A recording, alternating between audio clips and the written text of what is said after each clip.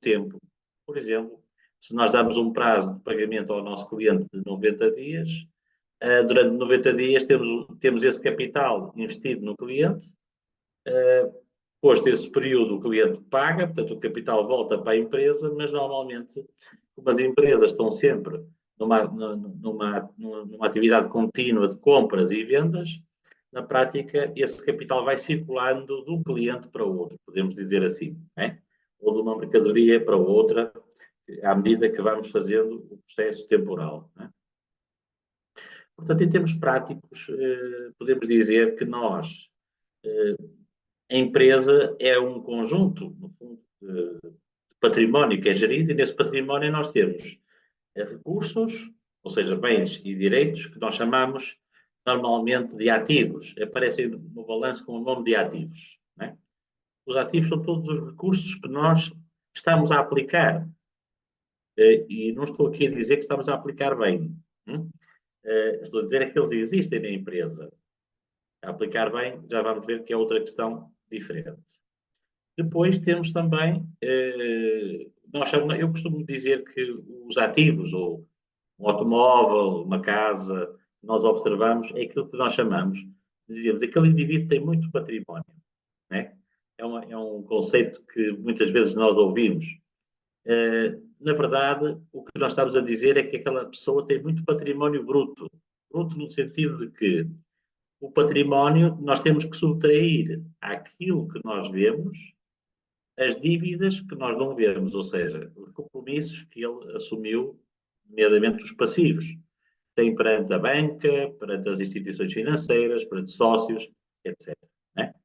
Portanto, na prática, o valor que nós temos é financiado, entre aspas, o total dos ativos é obtido com financiamento do passivo, portanto, obtendo recursos de terceiros, ou então dos sócios.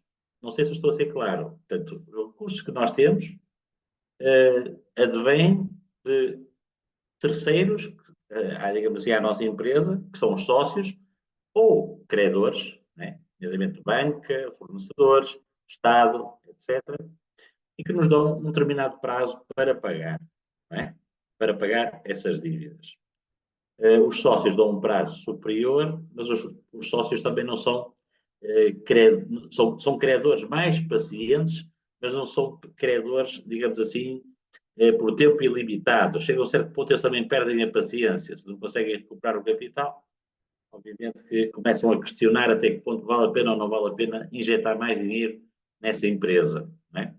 Portanto, temos que ver, do ponto de vista da empresa, esses ativos como sendo uma aplicação que alguém colocou, um investimento, como está aqui em baixo, um total de investimento que foi colocado, com recurso a um financiamento obtido dos sócios e também financiamento obtido de outras entidades. Né?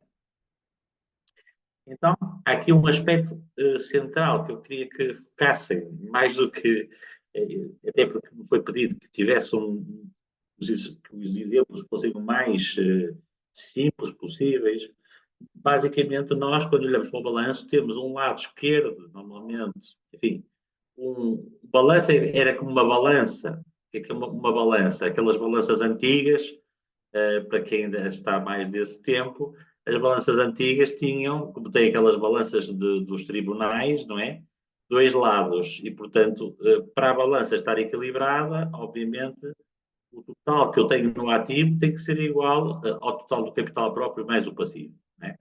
Isto é ou seja, é que tudo aquilo que eu tenho ou é financiado por sócios ou é financiado por credores.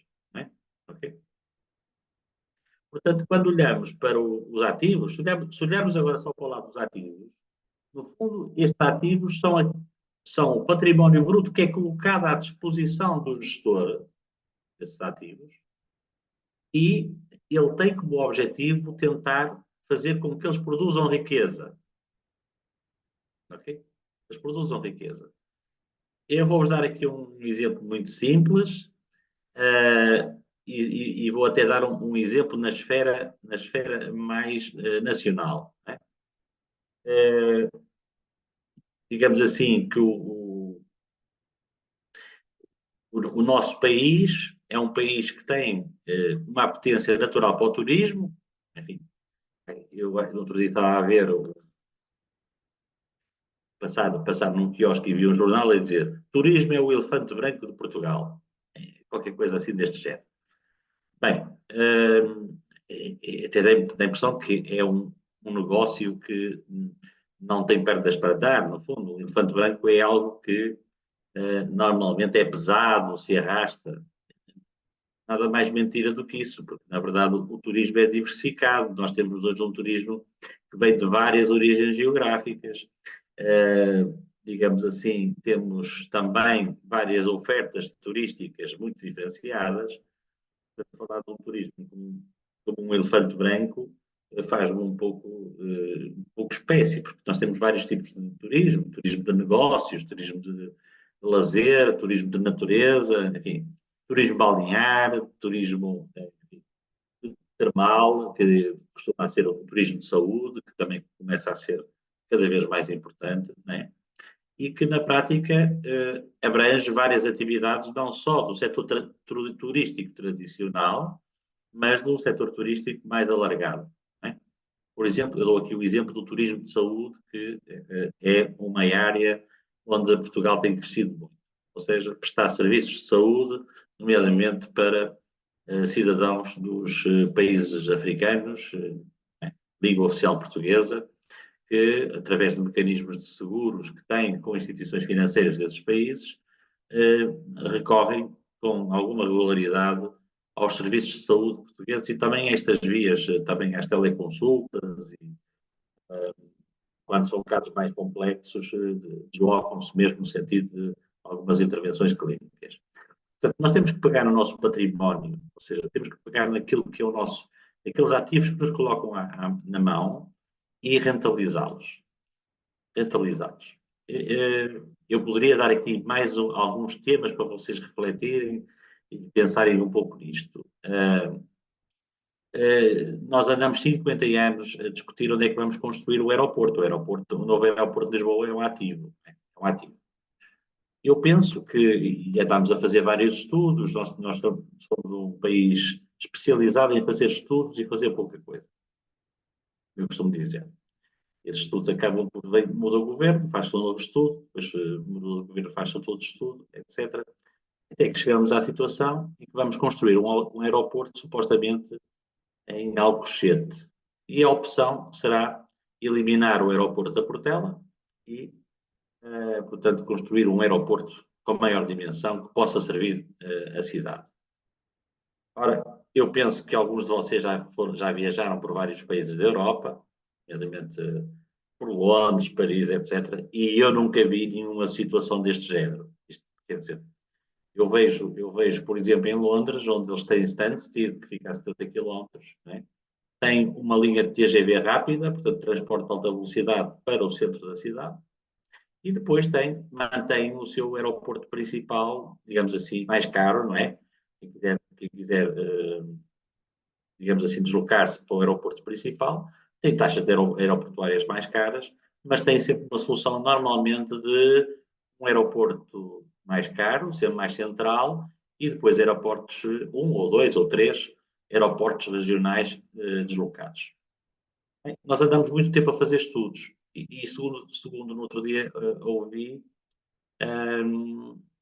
um técnico de aeronáutica, e ele disse qualquer coisa deste género, que por baixo de Alcochete está o maior aquífero de água doce da Europa.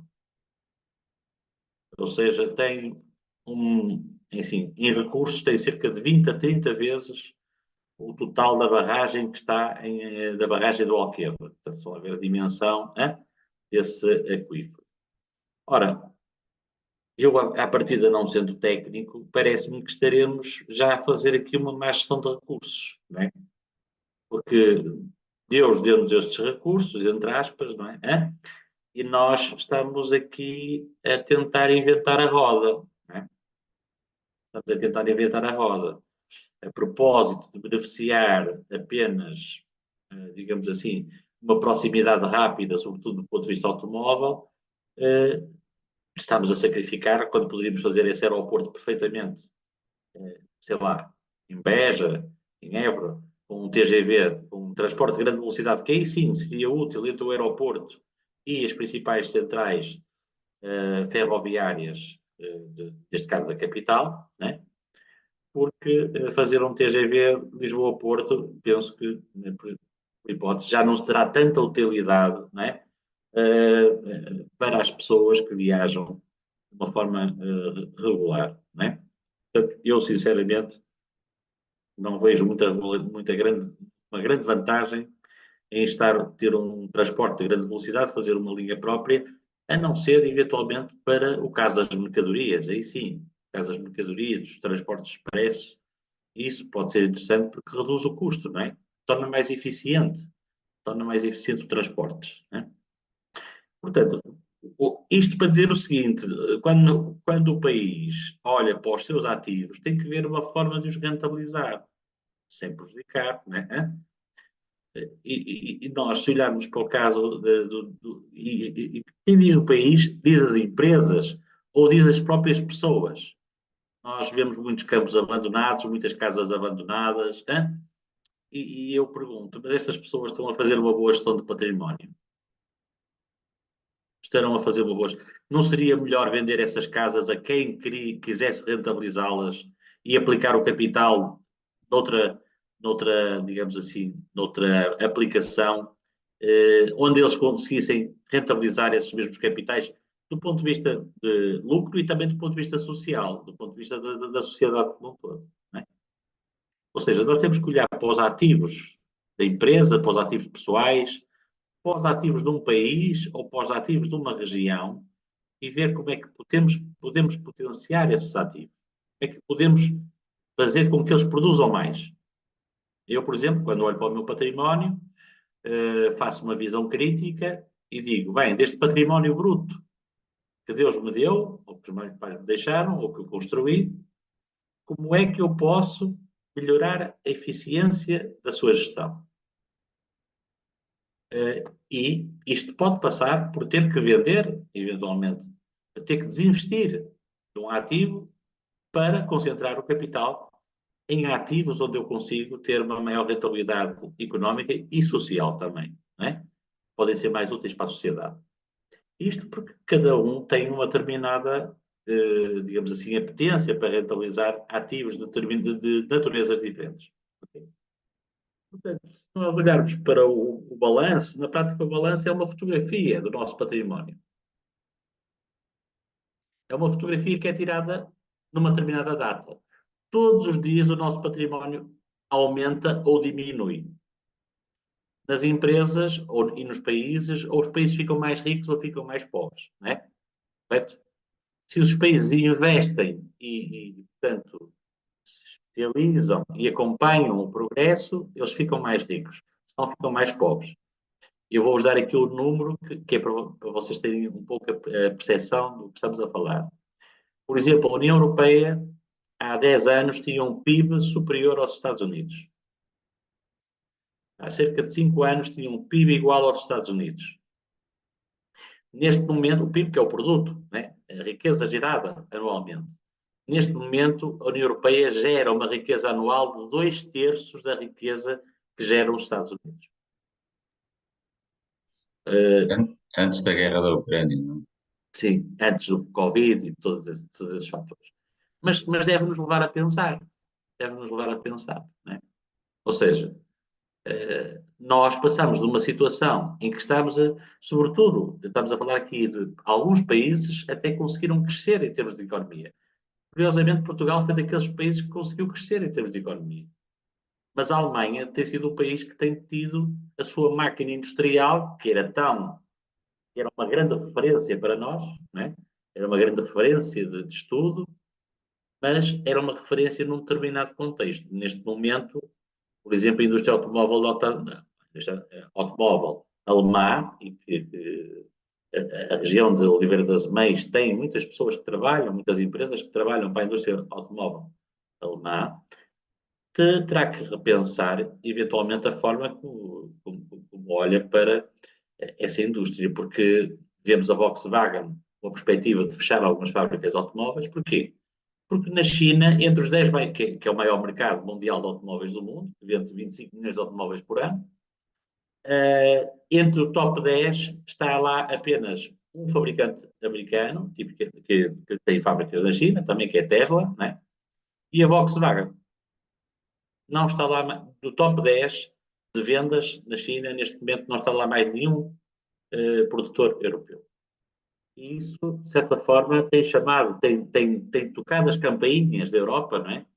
A ponto do Mário Draghi, como sabem, há cerca de 15 dias, 3 semanas, ter vindo com um plano de injetar 800 mil milhões de euros, né, de dívida garantida por todos os países da União Europeia, para que a União Europeia financiasse a inovação tecnológica.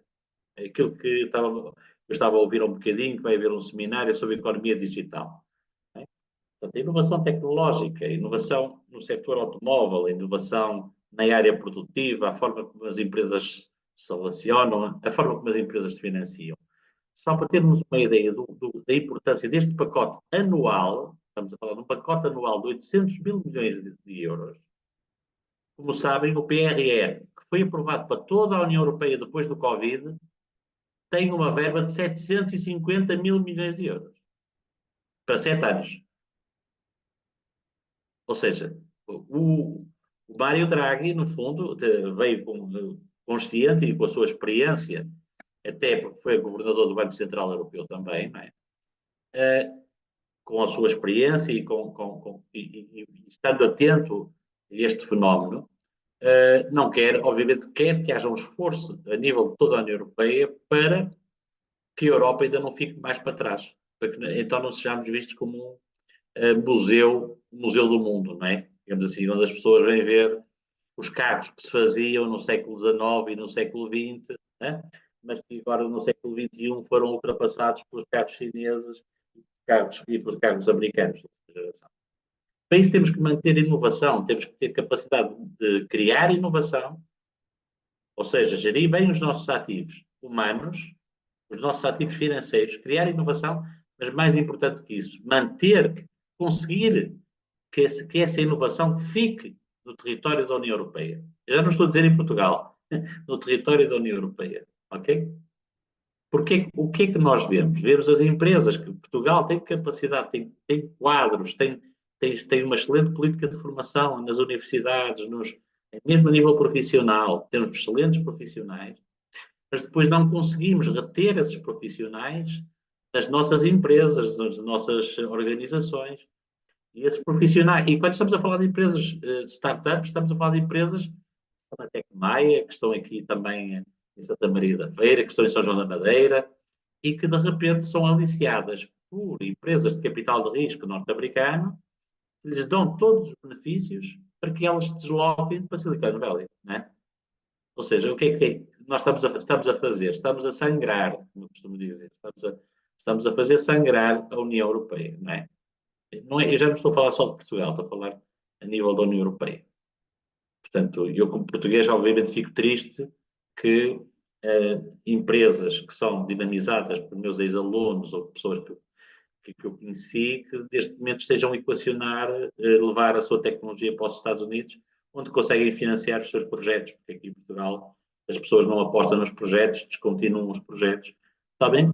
Em parte, se calhar, pelo facto do Estado não dar um empurrão, não dar quando digo o Estado, a nível da União Europeia, não dar um incentivo forte para que essas empresas se mantenham aqui. Não é?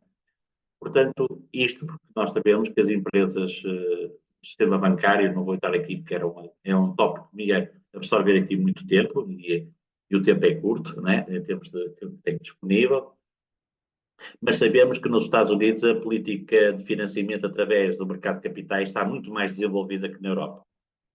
Aliás, para os mais atentos, já verificaram que a nossa comissária europeia, portanto, um dos principais tópicos que ela tem em cima da mesa, ela está na parte financeira da União Europeia, né, na Comissão, é criar um mercado de capitais europeu verdadeiramente dinâmico, né, que ao longo de todo este período, desde 93, com a livre circulação de capitais, 93, estamos a falar já de 31 anos, por amor de Deus, já havia tempo das coisas funcionarem de uma forma mais eficiente, não é? Portanto, há 31 anos estava eu quase a trabalhar e agora estou quase a reformar, não é? Quer dizer, não faz muito sentido, não é? Neste período de tempo, nós não temos sido capazes de acompanhar e de perceber que se temos uma economia, ou se tínhamos uma economia com a dimensão da economia norte-americana, faria todo sentido também termos mecanismos de financiamento adequados, portanto, com o mesmo nível de sofisticação, e eu, como costumo dizer, não é preciso inventar a roda, é só preciso ver como é que os outros fazem, não é? Portanto, só temos que, se calhar, pegar um avião, a ECOA ou outras associações empresariais. Um aspecto interessante é estar a ouvir pessoas como eu, mas também outros intervenientes. Mas não seria deixar interessante também fazer casos de estudo, viagens de estudo a esses países mais desenvolvidos de uma semana, para as pessoas verificarem logo como é que funciona. Né? Eu já estive em Nova Iorque, portanto, em trabalho e sei perfeitamente como é que eles funcionam e realmente é uma diferença colossal. Né? E já lá estive em 2005, portanto, já lá estive há quase 20 anos. Né? Muita coisa mudou, provavelmente, nos últimos 20 anos para cá.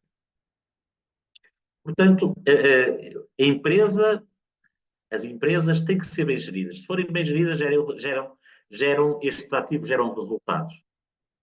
E estes resultados vão servir para quê?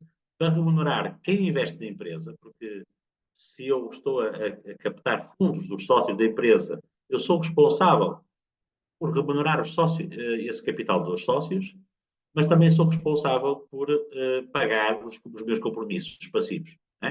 Okay?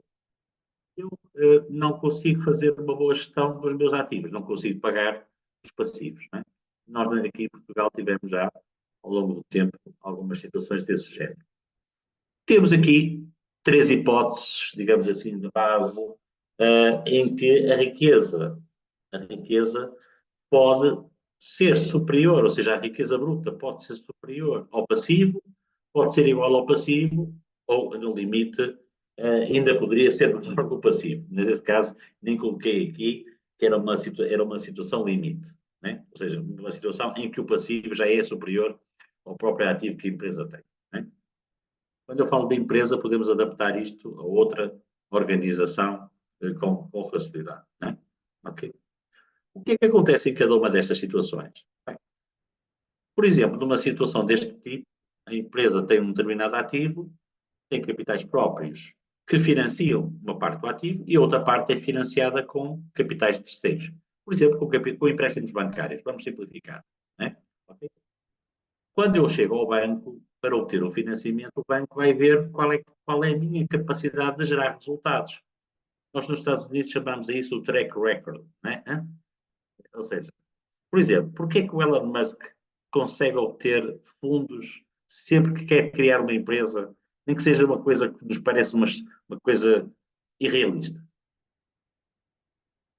Porque ele tem um capital de experiência e um capital de sucesso, que é o track record. Né? Por exemplo, quando nós fazemos aqui um plano de negócios para um empresário, começamos por estudar o mercado, o segmento, se isso é interessante, se não é, e no fim lá acabamos por falar dos empreendedores, enfim, da sua capacidade e tal.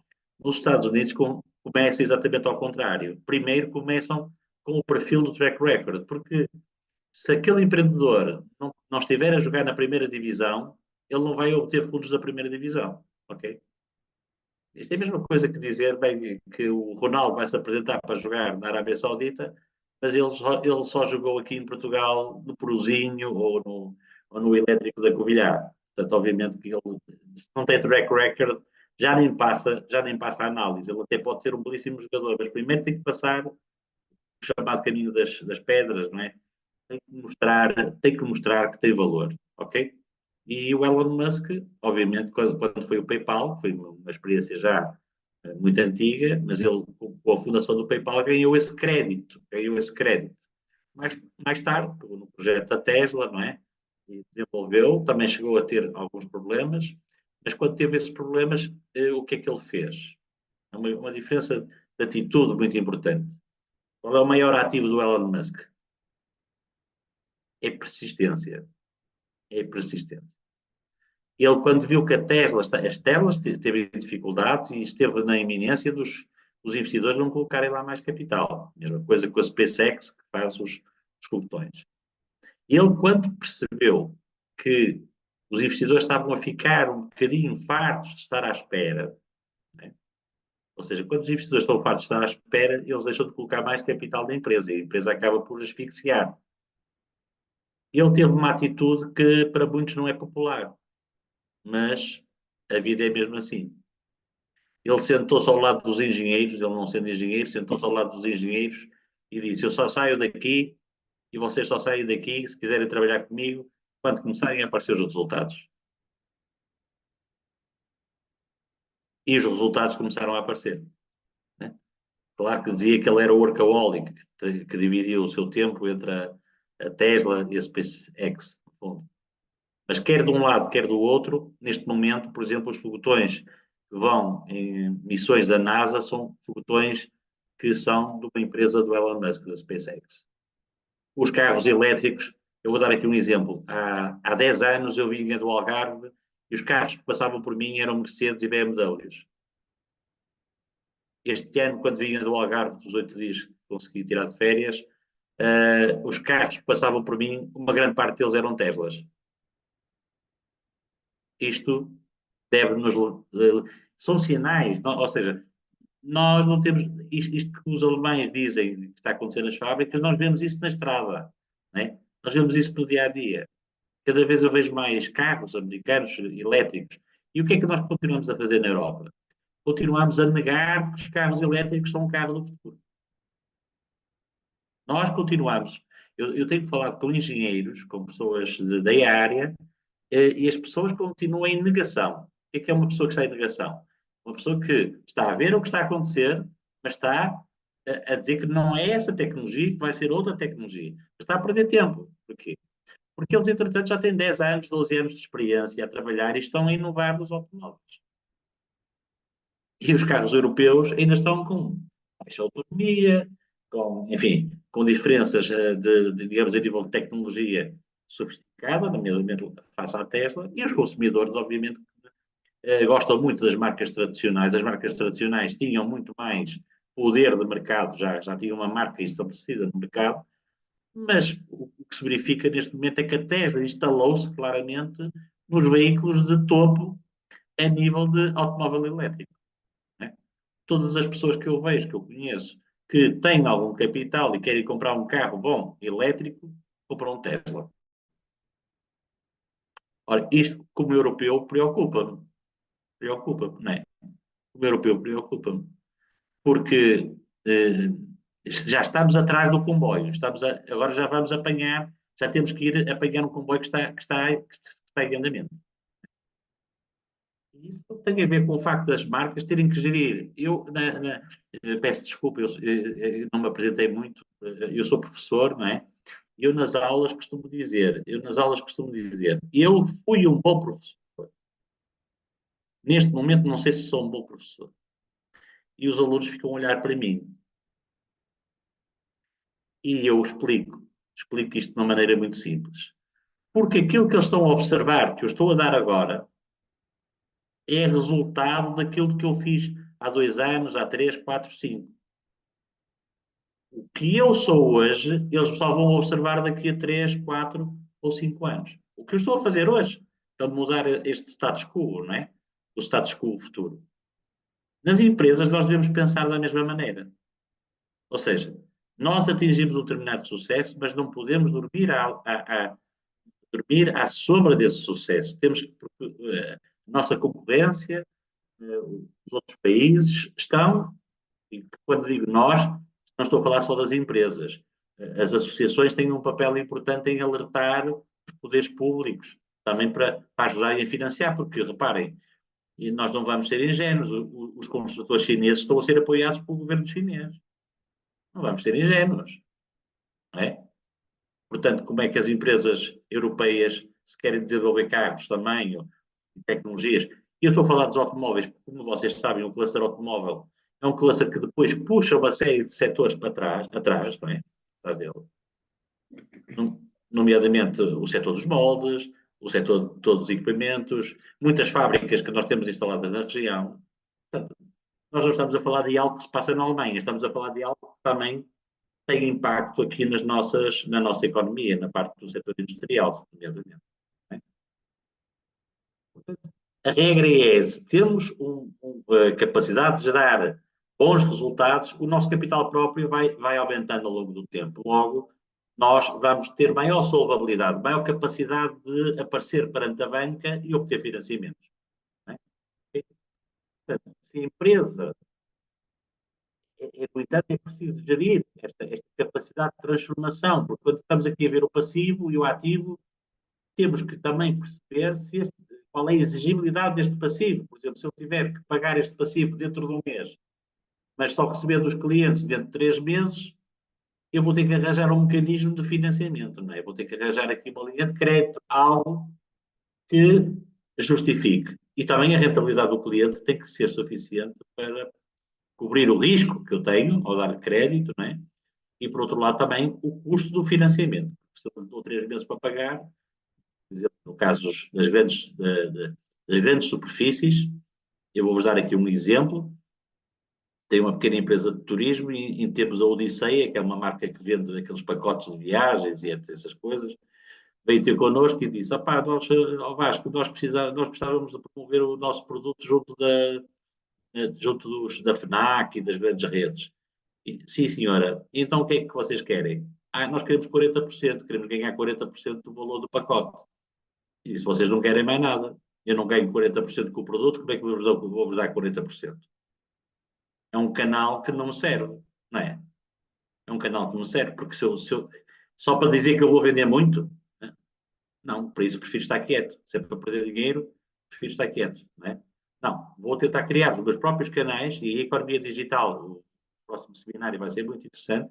Vou tentar, porque o investimento na economia digital é altamente rentável. Posso-vos dizer, até por experiência própria, as campanhas de marketing que nós fazemos no Facebook, no Instagram, no Google, nós gastamos 10 ou 20 euros e conseguimos obter uma média de 200 euros por cada 20 euros que investimos. Né?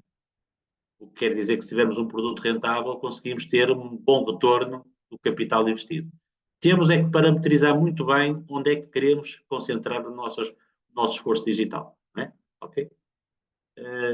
Enfim, isto ultrapassa aqui um bocadinho os objetivos daquilo que eu tinha vindo aqui dizer, mas também a gestão de ativos. Também só fazer um site não faz de mim uma empresa digital.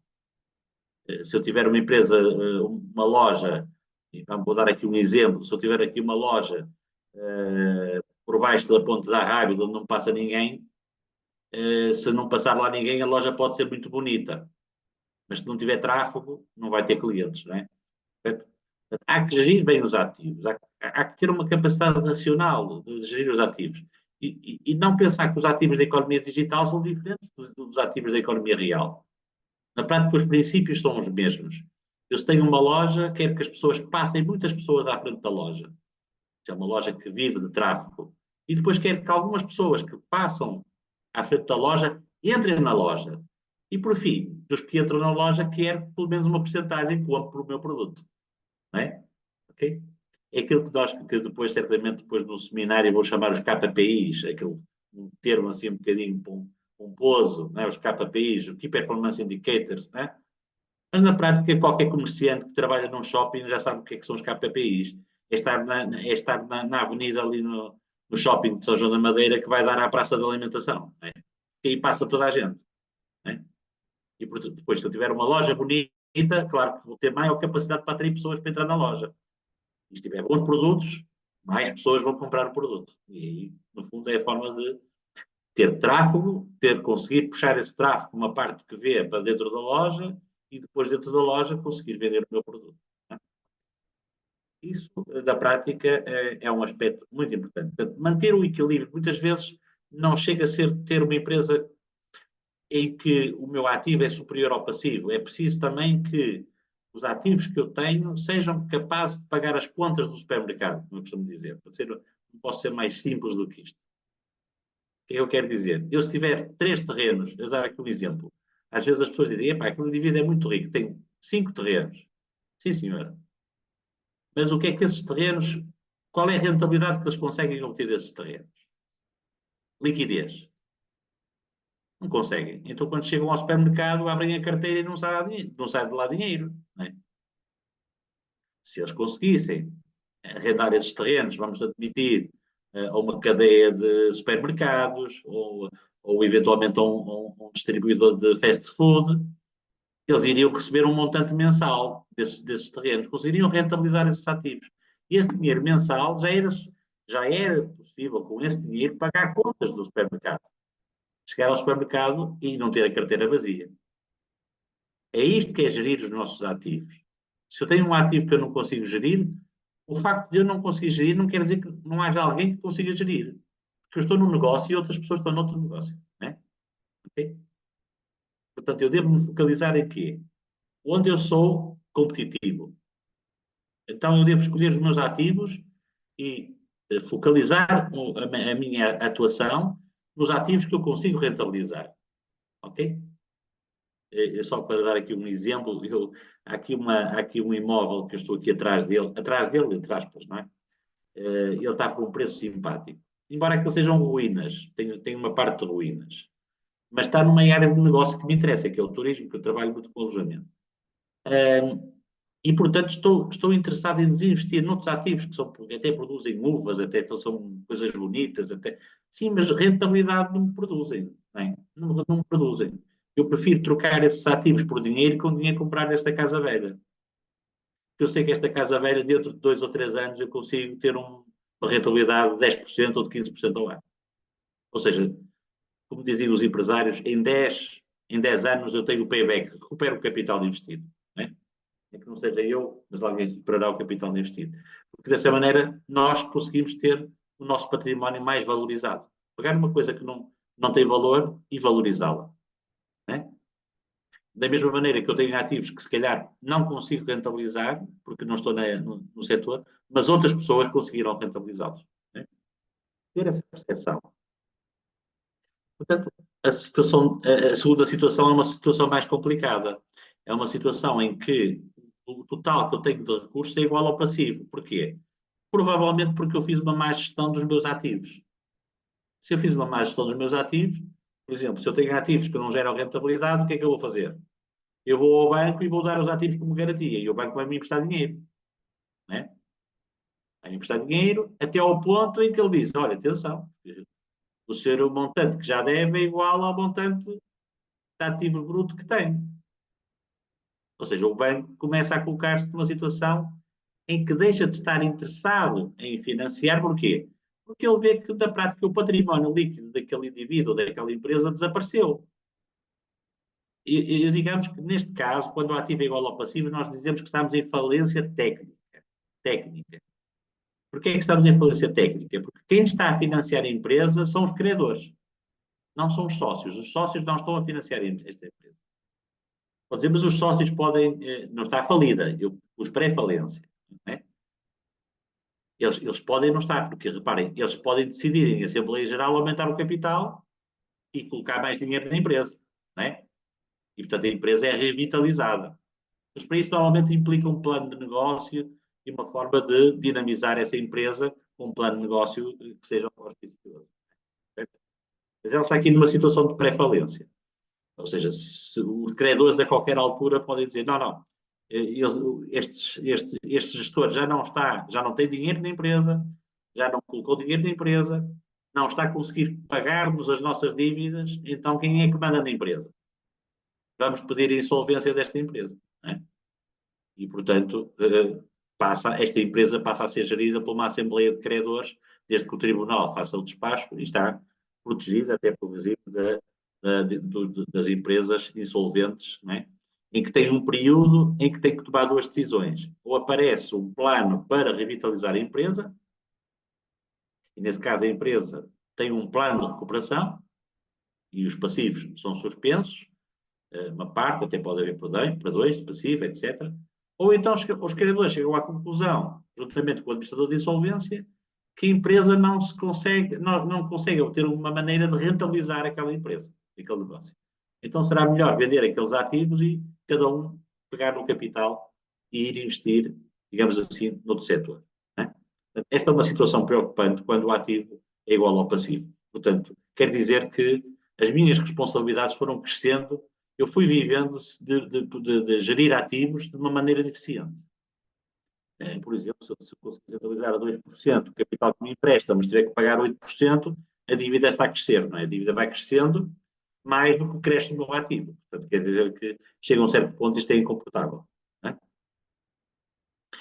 Temos aqui a situação, digamos assim, a terceira, é? Em que os ativos são menores, digamos assim, do que o próprio passivo. É? Isto é uma situação em que o capital próprio é negativo. Neste caso, a empresa está mesmo em situação de falência, não é? Porque está a ser financiada completamente por terceiros.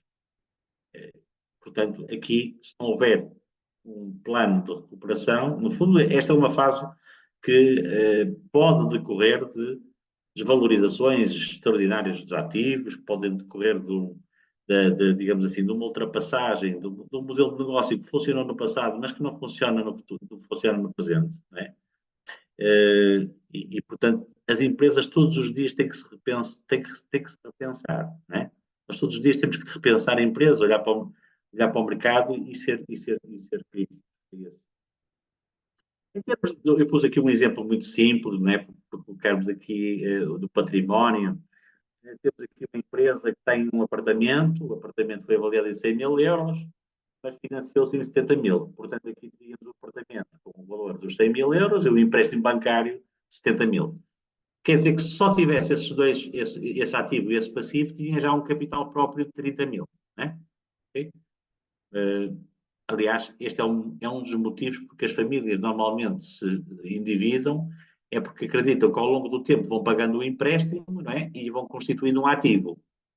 Porque esse ativo vai se valorizando, quanto mais não seja porque o terreno nunca se desvaloriza, não é? E há uma parte do valor do ativo que corresponde ao valor do terreno. Não é?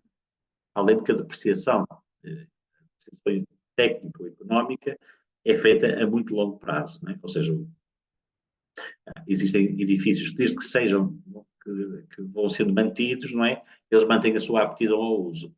Embora não tenham o mesmo valor que um edifício novo, tem um valor claramente superior ao preço de compra. Né?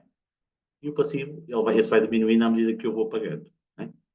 Também tem aqui um automóvel de 20 mil euros, portanto, teria aqui um automóvel, teria os 100 mil mais os 20 mil, e tinha um terreno de 60 mil. Portanto, teria aqui 120 com 60, 180, mais 6 mil de caixa, 186 mil euros seria o total que teria, digamos assim, em ativos.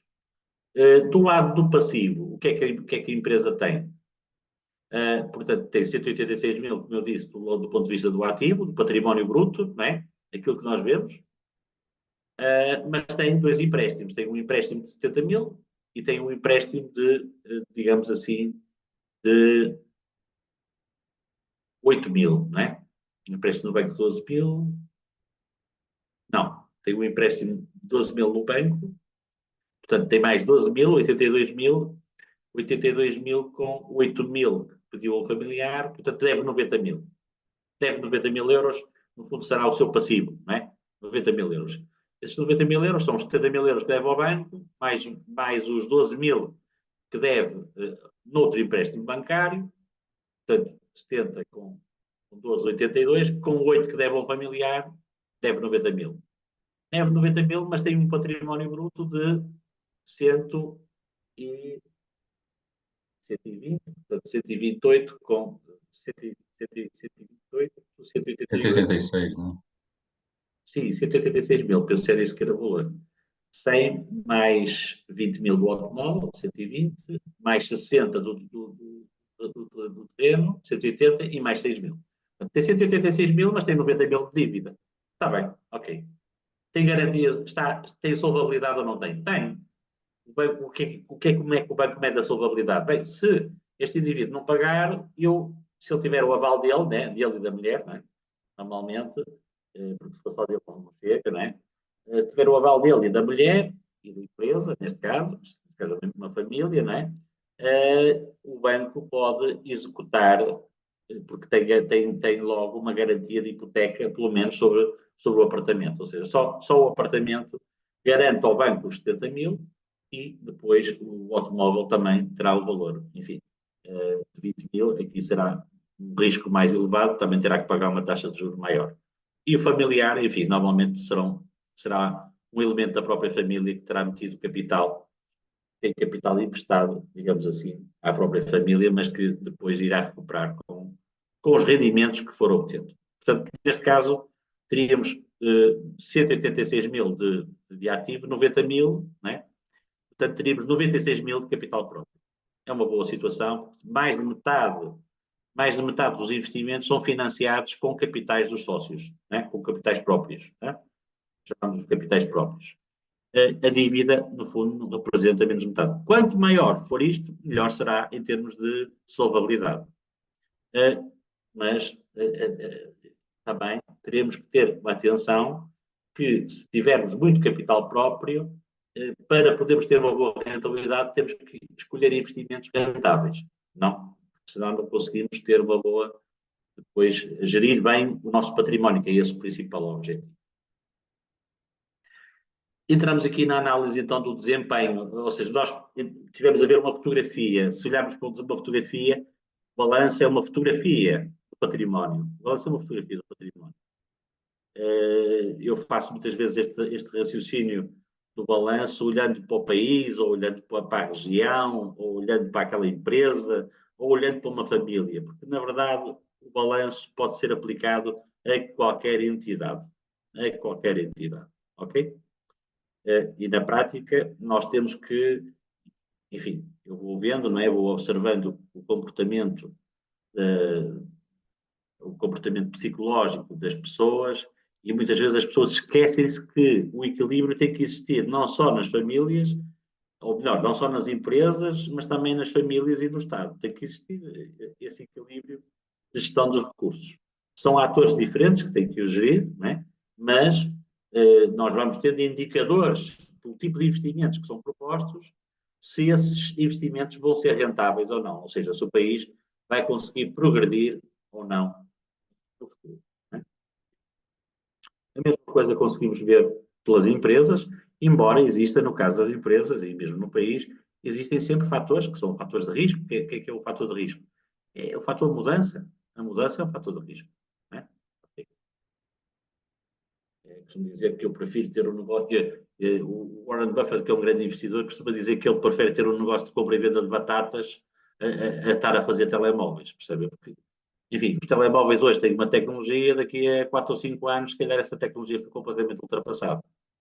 E no negócio das batatas ele continua a ser o mesmo, não é? Ok? Continua a ser comprar e vender batatas. Portanto, o risco da tecnologia mudar a base do negócio pode mudar, obviamente os canais de distribuição, etc., mas não muda o core business, né? Continua a saber, segundo ele, continua-se a viver Coca-Cola há mais de 150 anos e é mais provável que as pessoas dentro de 100 anos continuem a viver Coca-Cola do que usem carros elétricos ou os telefones, os iPhones ou essas coisas. A inovação vai substituir rapidamente, como nós fomos vendo ao longo da história, os factos tiveram uma vida útil muito curta, por exemplo. Né? Os factos substituíram os telex, mas rapidamente foram substituídos pelos e-mails, né? Pouco mais de uma década. Portanto, uma tecnologia que é uma tecnologia de ponta que faz de um país fantástico, de repente, essa vantagem competitiva perde-se. Né? Enquanto que negócios tradicionais são negócios que geram, normalmente, menos volatilidade, menos risco. Por isso é que quando vejo alguém a dizer que viver do turismo é um mau negócio, não estou a ver como.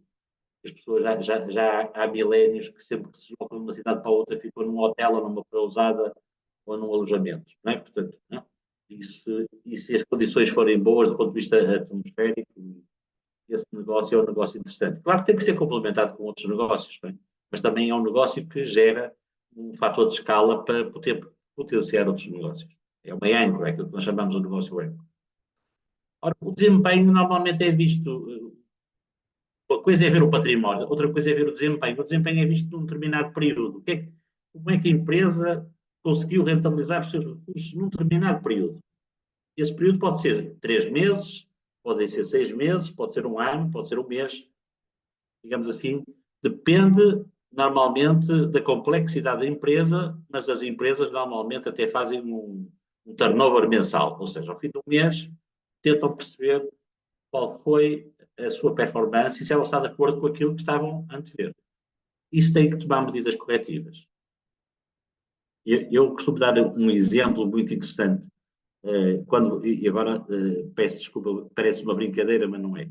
Eu, quando vou ao médico, e como compreendem, com a minha idade já vou ao médico com alguma regularidade, porque é como os automóveis antigos, temos que ir ao médico, não é?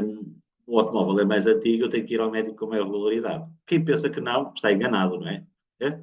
Isto, se o carro tem que ir à oficina, a pessoa também tem que ir à oficina mais vezes. E quando eu vou ao médico, às vezes, normalmente nós temos, por exemplo, numa análise económica e financeira, ou financeiro, tem, como tem qualquer profissional que seja um profissional liberal, um advogado, um engenheiro, enfim, não vou estar aqui. Qual é a primeira fase? A primeira fase, quando estou a ver um paciente pode ser uma empresa, é fazer um diagnóstico. É perceber como é que aquela pessoa ou que aquela empresa está. Se tem muito ativo, se tem passivo, está a rentabilizar, que negócio sei que está a desenvolver, etc. Primeiro tem que fazer o diagnóstico. E depois de fazer o diagnóstico, então vou prescrever um tratamento. Né? Ok? Vou prescrever um tratamento. E depois de prescrever o tratamento, vou ver, passado um determinado período de tempo, se esse tratamento está a ter ou não está a ter efeito. Ou se tem que alterar o tratamento. Correto? Com base em nova informação que, entretanto, foi produzida, novas análises, etc. Quando eu vou ao médico e ele diz: olha, ponha-se de pé, dói-me as costas, ora dobra as costas. Eu dobro as costas, ele diz: o senhor já está bom, pode ir embora. E eu viro para o médico e digo: desculpe lá, o senhor não fez diagnóstico nenhum.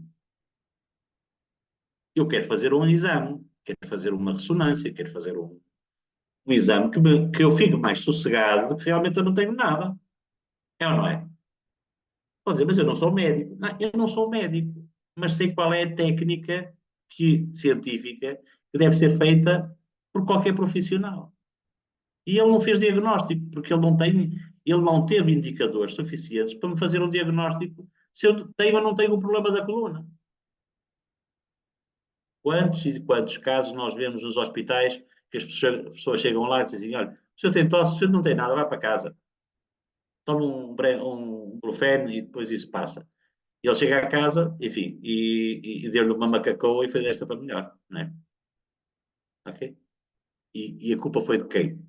Foi porque ele não fez o diagnóstico. Pode dizer: bem, mas eu não tenho meios, não tenho. Mas ele não foi um bom profissional. Se não tem meios, não pode fazer, não é? Correto? Nós aqui, digamos assim, na área económica, seguimos este processo, que é o processo igual a qualquer ciência, não é? Vamos então perceber qual foi o desempenho que esta entidade teve num determinado período. E isso que nós conseguimos ver naquilo que nós chamamos de demonstração de resultados, ou seja, que rendimentos é que nós conseguimos ter e que gastos é que tivemos que suportar. Não é? Há aqui um aspecto importante, é que o nosso património, ano após ano, ou mês após mês, vai sendo construído somando aquilo que nós tínhamos, né? Ao nosso património, ao nosso capital próprio, vamos somar o resultado líquido. O que é o resultado líquido? É o lucro. É o lucro, na prática. É a diferença entre aquilo que eu tive de rendimentos e os gastos que eu tive de pagar. Eletricidade, pessoal, enfim, gastos para a segurança social, gastos com manutenção, etc. Se a empresa conseguir gerar rendimentos maiores do que os gastos, a empresa vai enriquecendo período após período. Né? E esse é o objetivo. Devagarinho, eventualmente, mas de forma consistente, conseguir ir amealhando, de modo a que a empresa possa ter maior robustez financeira para poder reinvestir. É, por exemplo, quando vejo uma empresa em que, peço desculpa, se calhar estou aqui a ser um bocado frontal, mas eu sou assim, né? Quem me conhece sabe que eu sou muito frontal.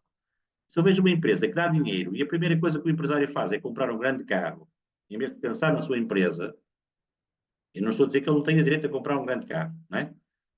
Longe de mim.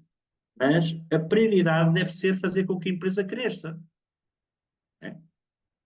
E a partir de um determinado momento, essa despesa de comprar um carro novo não tem expressão no total do património da empresa. O que é que acontece muitas vezes? A empresa tem um determinado lucro, pega-se no capital, gasta-se no automóvel, depois as máquinas começam a variar, não é?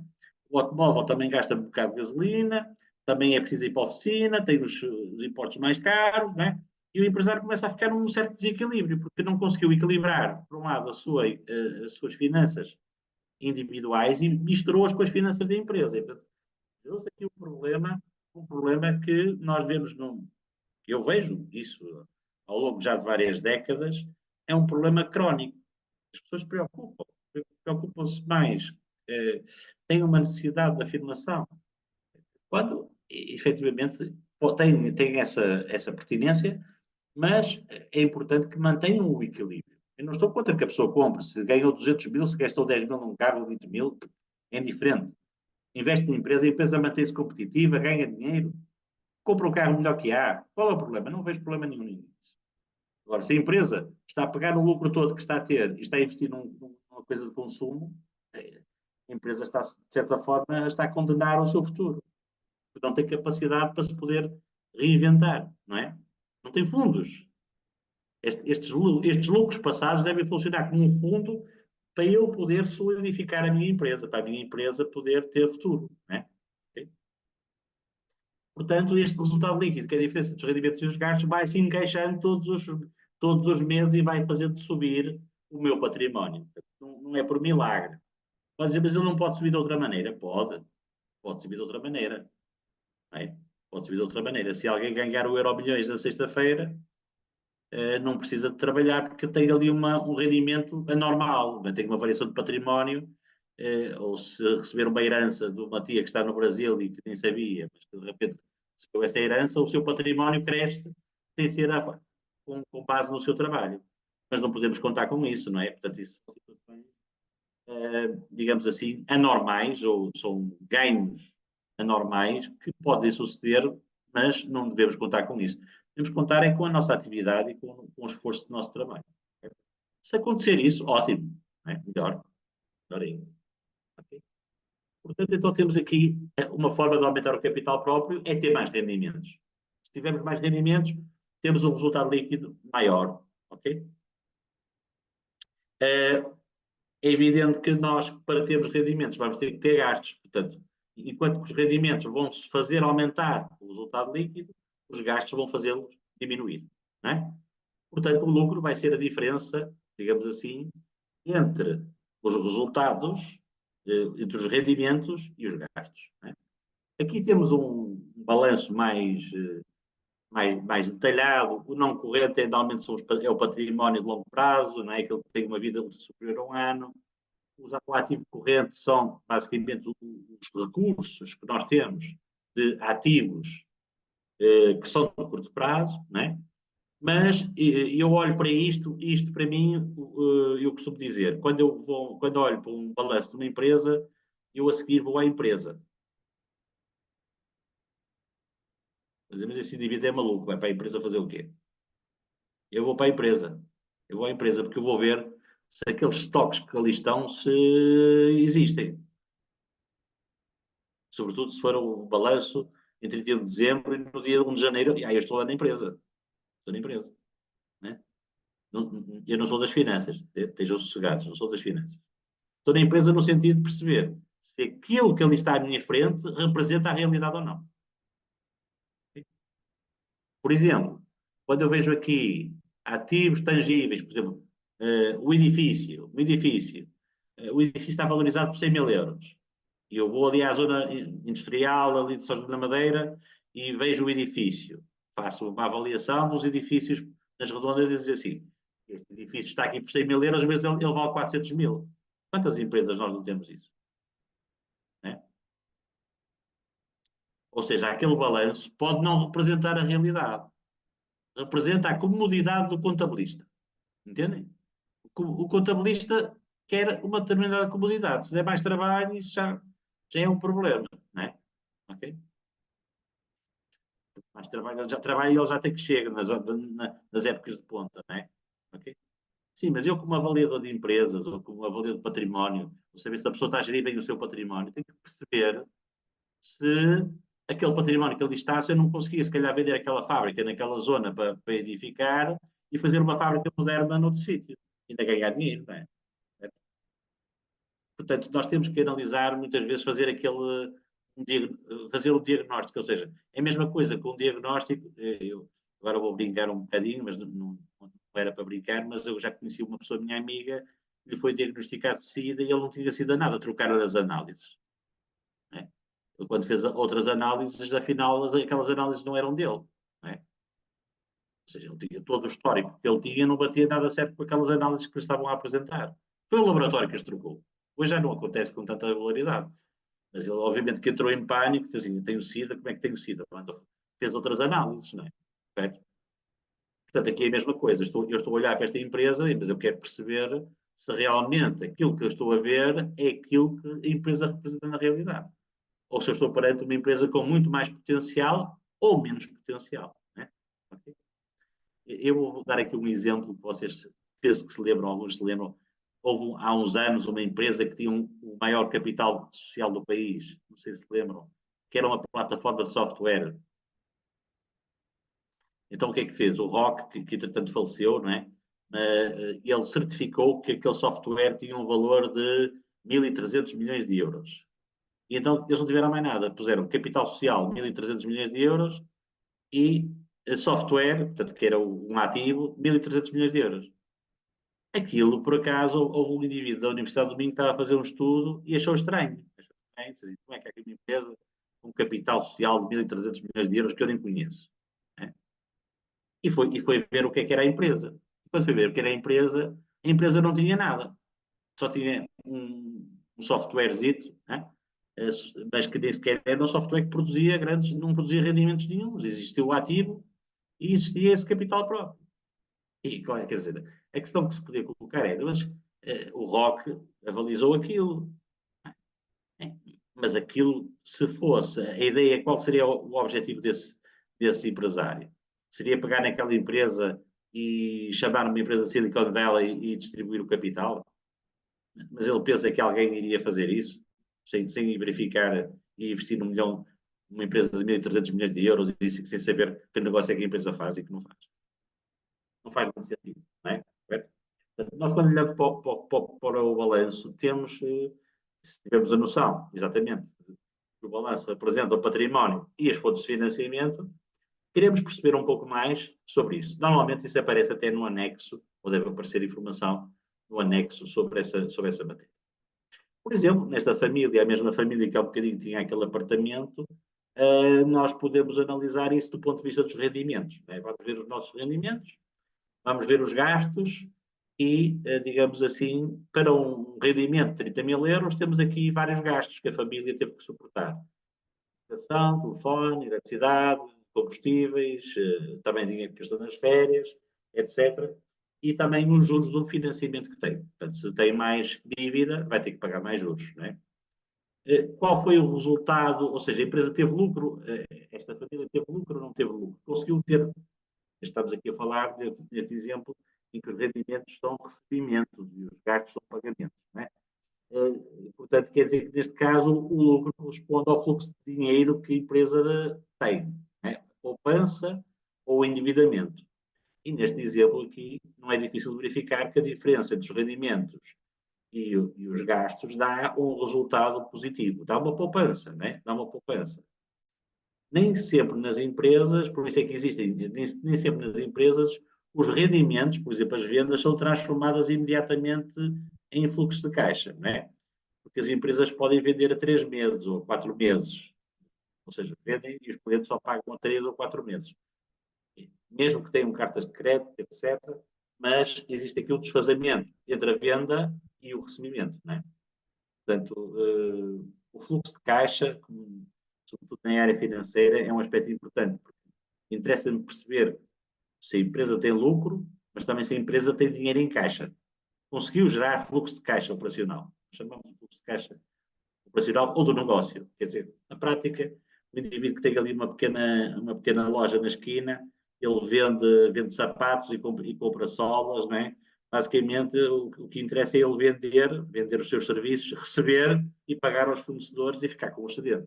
Não é? Ficar com o excedente. Esse excedente é um lucro, mas é um lucro que está materializado em algo que ele pode comprar algo com esse lucro. Não é? Pode comprar um edifício, pode comprar uma nova máquina, etc. Se ele tem lucro, mas ele não tem esse capital em caixa, ele pode comprar alguma coisa? Não, ele não tem dinheiro, não é? Okay? Portanto, o fluxo de caixa é importante, não é? E nas pequenas e médias empresas, em que é tudo comprado e vendido pronto, aqui não há dúvida nenhuma. Se há um resultado positivo, há dinheiro em caixa. Não é? Okay? Nas grandes empresas, elas têm que arranjar mecanismos de financiamento, eventualmente, para poderem descontar as faturas que vendem a clientes que pagam a 30 dias, 60, 90, né? Ou seja, fazer um contrato que nós chamamos de contratos de factoring, né? Ou discount, né? Ou de confirming. No fundo, são contratos que permitem à empresa antecipar o dinheiro, mas ter dinheiro em caixa. Okay? Outro dia dizia um empresário, quando estava a falar com um empresário jovem, o empresário dizia: eu tenho as vendas, eu consigo vender tudo. E disse assim: mas se consegues vender tudo, e para os estrangeiros eles pagam bem, pagam com carta de crédito, é fácil depois de transferir a liquidez. Então, para que é que estás a vender aqui para a garrafeira ali, uma garrafeira ali que só lhe pagava há 120 dias e não quer e não aceita vender com contratos de renting? De renting, desculpa, de factoring. Porque isso é um antecedente. Se o cliente não aceita com factoring, é porque já está a pensar que não vai pagar ao fim de 30, 90, 60 ou 90 dias. Para mim, isto é líquido, não é? Se ele já está a pensar em não pagar, eu também não lhe quero vender. Não é? Não quero vender. Portanto, tentando resumir um bocadinho aqui a minha apresentação de um tema muito básico, já estou a ultrapassar muito o meu tempo, acho eu. Nós temos o património, uma fotografia, balanço, diagnóstico. Um diagnóstico, por um lado, da situação em que nós estamos e também do rendimento que conseguimos obter num determinado período. Quando vamos comparando isto ao longo de vários períodos, vamos tendo a história da empresa e, digamos assim, o que é que esteve na origem deste sucesso? O que é que esteve na origem do sucesso desta empresa? E, basicamente, aqui temos alguns movimentos, só para vocês perceberem. Temos aqui, só aqui, uma compra a crédito de mercadorias, na prática, uma compra de mercadorias, mas que eu não a vou pagar, não é? Um recebimento de um cheque, por exemplo, do cliente de 7.500 euros e um pagamento de um serviço de táxi de 50 euros. É? E, finalmente, uma compra de uma secretária por 1.200 euros. Quando compramos as mercadorias, em termos práticos, temos o património, temos o ativo, não é? Um bem, as mercadorias, mas como não pagamos, temos um ativo e temos um passivo. Quer dizer que em termos de riqueza, nem ficamos mais ricos, nem ficamos mais pobres. É? Temos um ativo, mas também temos que pagar. E neste momento não estamos mais ricos. Só estaremos mais ricos quando vendemos esta mercadoria ao nosso cliente, eventualmente com uma margem de 100%. Se vender esta mercadoria por 20 mil e receber o dinheiro, nós aí sim, aí estamos mais ricos. Né?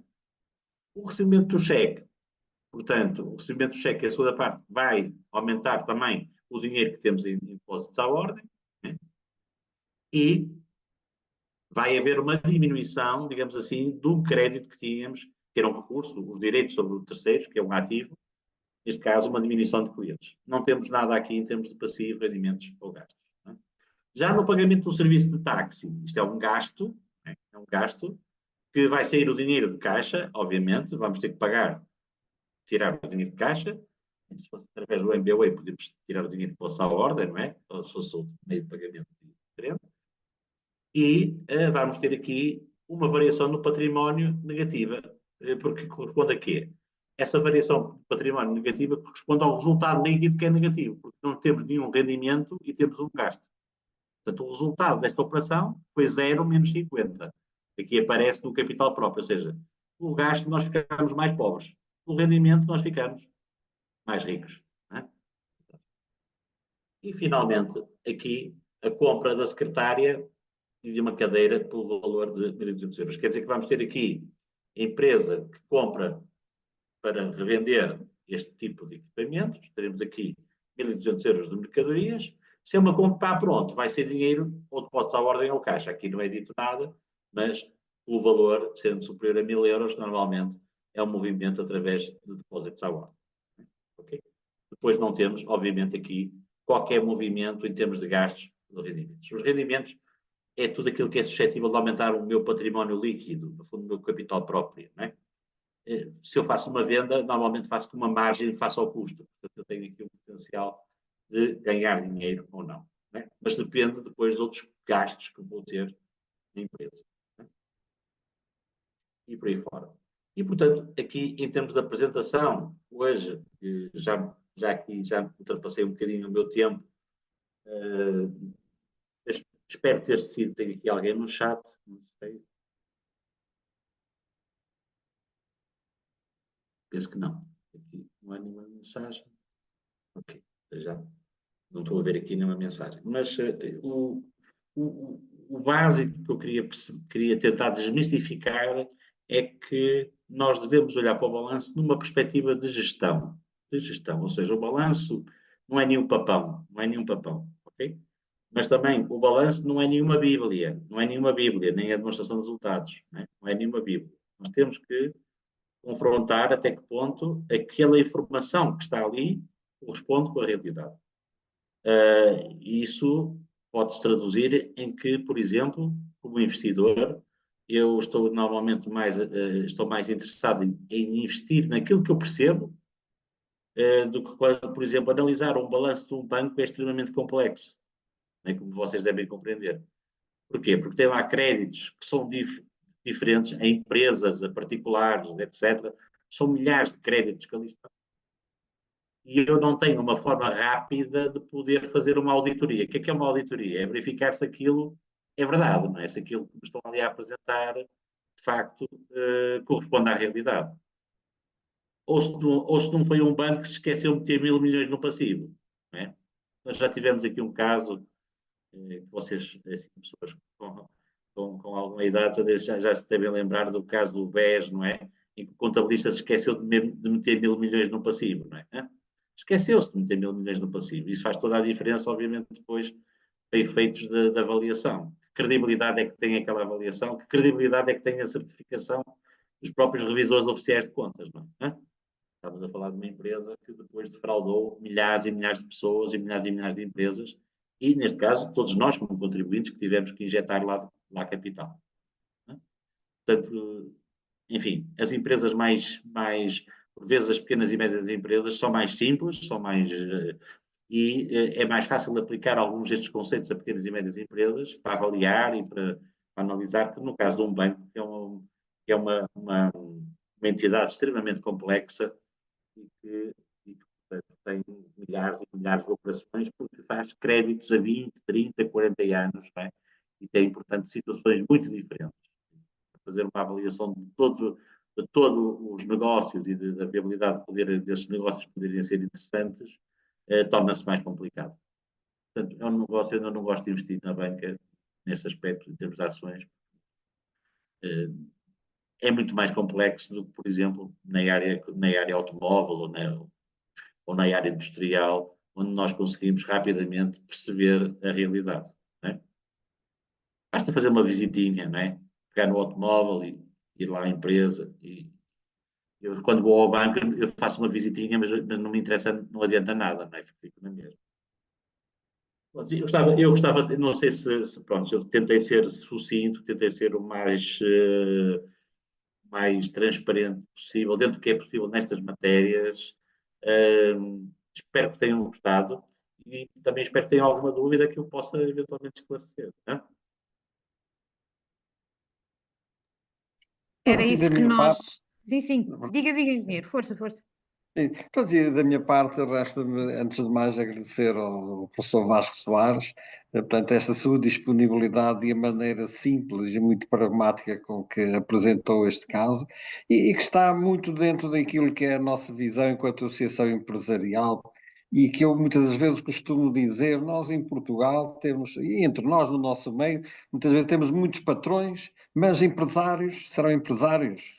E esta diferença do que é um patrão e um empresário. Acho que o empresário é alguém que, em primeiro lugar, deve ter já um nível de literacia financeira suficiente e as letras, nós na escola começamos pelas letras mais simples, as pequeninas, o A, o E, o I, o O, e é nesse sentido, e este ciclo de webinars que pretendemos fazer até ao final do ano, centrados na literacia financeira e na área digital e também na produtividade, é precisamente tratar de coisas simples, portanto, falar de coisas simples, não complicadas, também tratamos delas, como é evidente, em projetos de investimento e de financiamento que fazemos para as empresas, mas tratar de coisas muito simples, a pensar na micro, na pequena empresa e nesta questão da literacia, agora que tanto se fala da literacia digital e também a literacia financeira, e temos efetivamente, a nossa experiência, há um déficit suficientemente grande.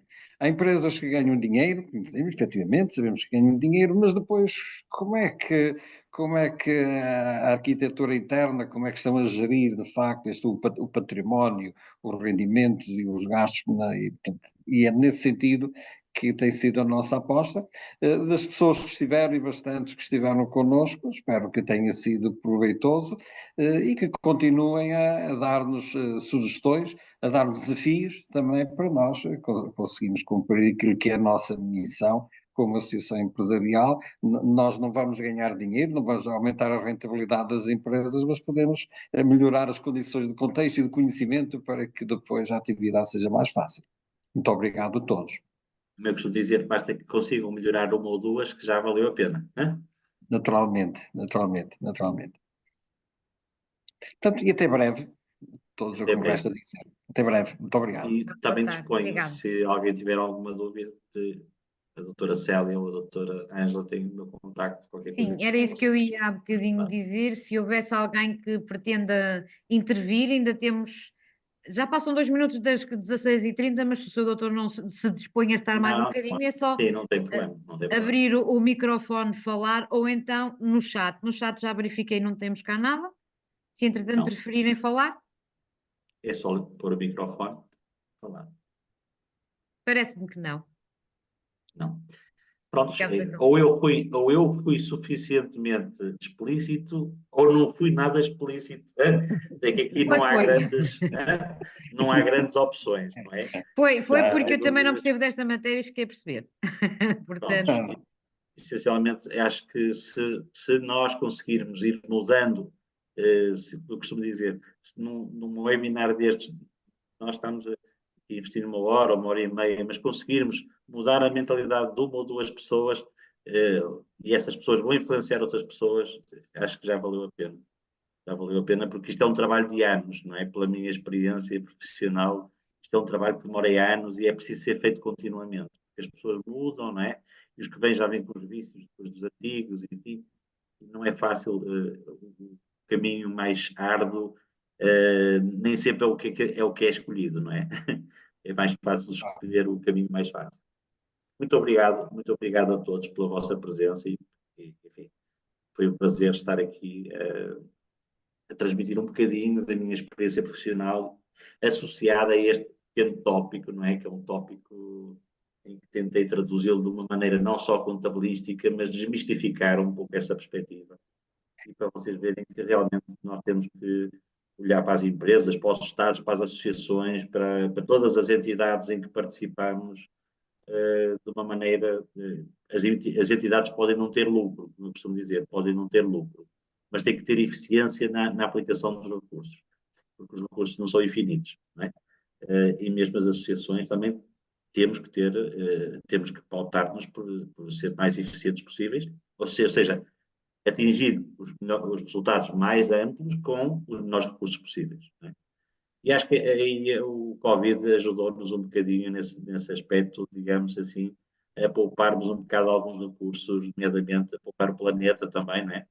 E poupar combustíveis e etc., uma vez que as telecomunicações neste momento são mais baratas e, portanto, permitem também que as pessoas não tenham que se deslocar e percam mais tempo e nas suas atividades empresariais possam estar a ter grandes distúrbios por estar a assistir a um webinar de 1 hora ou 1 hora e pouco. Né? Okay? Portanto, foi um prazer. Muito obrigado a todos. E saúde para todos, já agora. Tá, boa tarde. Tudo para todos. Claro, obrigado.